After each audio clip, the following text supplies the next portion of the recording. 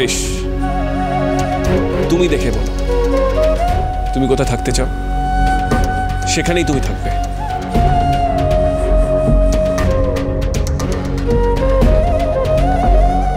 কত বড় ঠাকুর তোমাদের! ঠাকুরের ওখানে কি আমার একটু জায়গা হবে গো? অন্য কারোর ঘরে না থেকে আমি যদি ঠাকুরের ঘরে থাকি, ঠাকুর তো কিছু বলবে না গো।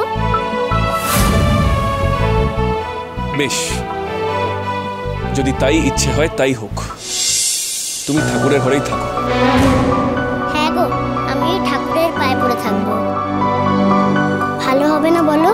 সব সময় ঠাকুরকে বলতে পারবো, ঠাকুর গো আমার মাকে তাড়াতাড়ি পাইয়ে দাও।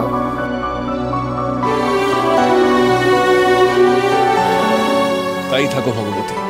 না না, ঠাকুর দালানে কি করে থাকবে? ঠাকুর দালানে ঠাকুরের দামি দামি গয়না আছে, ভারী ভারী কাঁসা পিতলের জিনিসপত্র আছে, ওগুলো না না, ওখানে ওকে রাখা যাবে না। আর ওকে বিশ্বাস কি আছে? ও যদি ওগুলো চুরি করে বস্তিতে পাচার করে দেয় তখন? না না, ওকে ঠাকুর দালানে রাখা যাবে না। তখন ঠিক, একটা বাচ্চাকে নিয়ে তোমরা এরকম করছো? এত বড় একটা প্রাসাদের মতন বাড়িতে এই এক রত্তির শিশুর ঠাই হচ্ছে না? ও ঠাকুরের কাছে আশ্রয় নেবে, সেটাও তোমরা মানতে পারছো না? একটা বাচ্চার কতটুকু জায়গা লাগে? হ্যাঁ, আমার তো ভাবতেই লজ্জা হচ্ছে। আমার নিজের বাড়িতে আমি এতটুকু জায়গা দিতে পারছি না ওর থাকার জন্য। কি লাভ এত বড় বাড়ি থেকে? কি লাভ? আবার না ঝগড়া লাগে। ওরা চাইছেন আমি মন্দিরে থাকি, তাহলে এখন কি করি? মস্ত ডাক্তারবাবু চান যে আমি এখানে থাকি, কিন্তু ওরা চাইছে না। আবার আমি চলে যেতেও পারবো না। চলে গেলে মস্ত ডাক্তারবাবু খুব কষ্ট পাবে। তাছাড়া মায়ের দিব্যিও দিয়েছে মস্ত ডাক্তারবাবু, তার মানে আমাকে এখানেই থাকতে হবে। ফাইন, অবলা আমি আর কিছু বলছি না। মা, তোমরা একটা জায়গা ঠিক করে দাও কোথায় থাকবে ও ওখানেই থাকবে। শোন, আবার কি ঠিক করবো? করো না গো, একটা জায়গা মনে করে বলো না। তোমাদের এই এত বড় বাড়িতে কোনো ঘর নেই যেখানে আমি থাকলে কেউ বিরক্ত হবে না, কারোর ঘুম নষ্ট হবে না, আমি যেখান থেকে কিছু চুরি করতে পারবো না, এমন কোনো জায়গা নেই? ও মা, ও কেন এখানে থাকতে চাইছে? দিব্যি, তুমি এই নিয়ে কোনো কথা বলবে না। আছে আছে, একটা জায়গা আছে। ছাদে চিলেকোঠায় একটা ঘর আছে যেখানে পুরনো বাতিল জিনিসপত্র আসবাবপত্র রাখা হয়। তবে ওই জায়গাটা কারোর থাকার মতন নয় আসলে। যদি ভগবতী চায়, ভগবতী সেখানে থাকতেই পারে।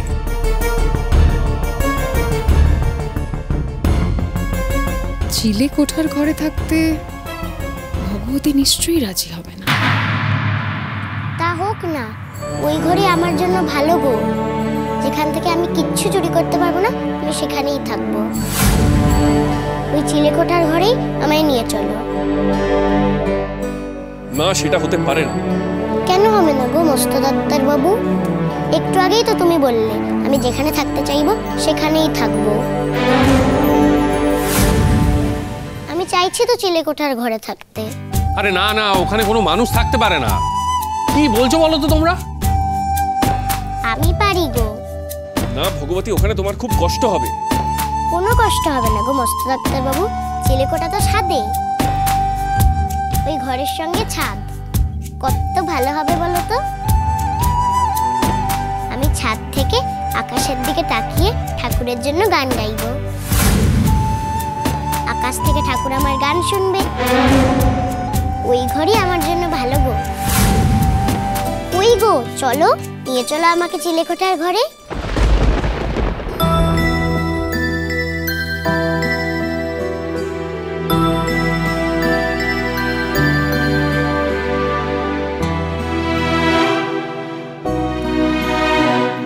বেশ, তবে তাই চল। আমার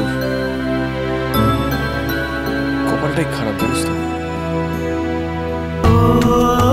এই এত বড় বাড়ি থাকা সত্ত্বেও তোকে আমাকে ছিলে কোঠার ঘরে রাখতে হচ্ছে।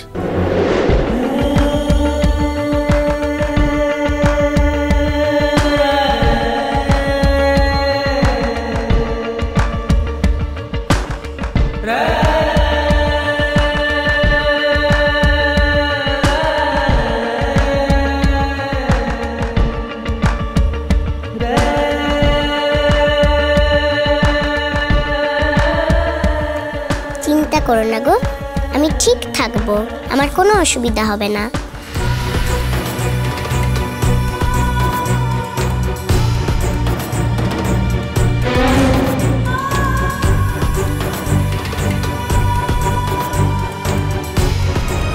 চলো।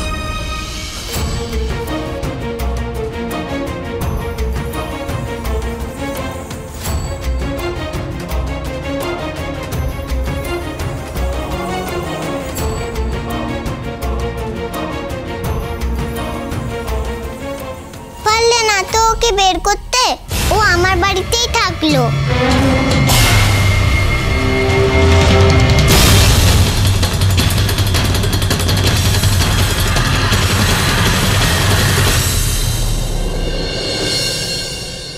আয়।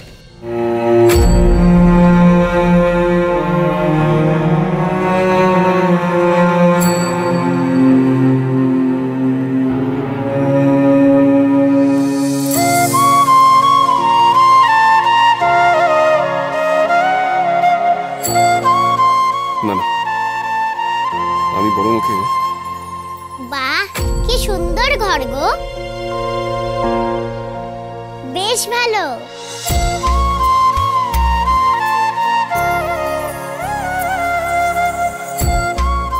ভগবতী, তুমি সত্যি বলছি গো, আমার খুব পছন্দ হয়েছে এই ঘরটা, আমার কোনো অসুবিধা হবে না।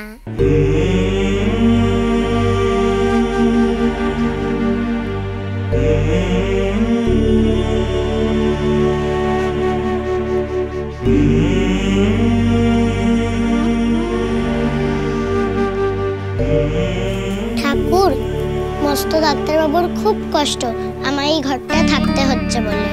খুব কষ্ট মস্ত ডাক্তারবাবুর। জানো, বাড়ির সবাই মস্ত ডাক্তারবাবুর সঙ্গে ঝগড়া করে, এদের কারোর মধ্যে কোনো ভালোবাসা নেই, এরা কেউ ভালো নেই। মা বলে যারা ভালো থাকে তাদের মুখে হাসি থাকে। আমি যে এদের কারোর মুখে হাসি দেখলাম না গো, আনন্দও দেখলাম না। আমি তো এখানেই থাকবো যতদিন না মাকে খুঁজে পাচ্ছি।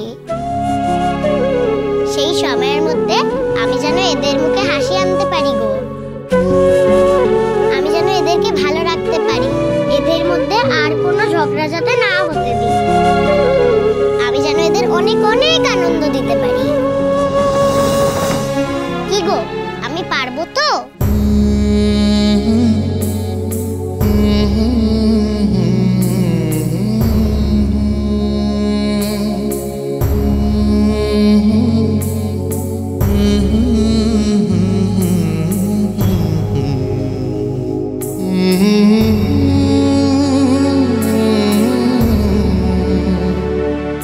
এতটুকু বাচ্চা এইভাবে অন্যের কষ্ট বুঝতে পারে? এক মুহূর্তে বুঝতে পেরে গেল এই বাড়িতে কেউ ভালো নেই, অথচ ওকে ভালো রাখার কথা এবার কজন ভাবল? বুঝলে ঠাকুর, মস্ত ডাক্তারবাবু নিশ্চয়ই খুব তাড়াতাড়ি আমার মাকে ফিরিয়ে দেবে। তার মানে আমি তো এখানে বেশি দিন থাকবো না। আমার হাতে সময় কম, আমাকে শান্তি এই বাড়িতে খুব তাড়াতাড়ি আনতে হবে, মোটে দেরি করলে চলবে না। আর মস্ত ডাক্তারবাবু মাকে খুঁজে দিলেই মাকে নিয়ে চলে যাব, বাইরে কোথাও থেকে মাকে চিকিৎসা করাবো। এই বাড়িতে থেকে মস্ত ডাক্তারবাবুর অশান্তি আর আমি বাড়াবো না। কিন্তু দিনের পর দিন ওদের মধ্যে এরকম একটা অদ্ভুত টান বেড়েই চলেছে, এটা রক্তের টান না কিসের টান কিছুই বুঝতে পারছি না। তুই এত হাঁচিস কেন? ও কিছু হবে না, ধুলোতে আমার একটু হয়। তার মানে তোর ধুলোয় অ্যালার্জি? ও তোমারও বুঝি ওইটা আছে, ওই কি যেন বললে, ধুলোয় আলজি। আর ঠাকুরুন বলতে মা একেবারে অজ্ঞান। ঠাকুর? মা আমাকে ওই নামে ডাকে, কেন ডাকে জানি না। এখন থেকে আমি ওই নামে ডাকবো, মিষ্টি ঠাকুর, চিনির মতন মিষ্টি। মন যে বলে চিনি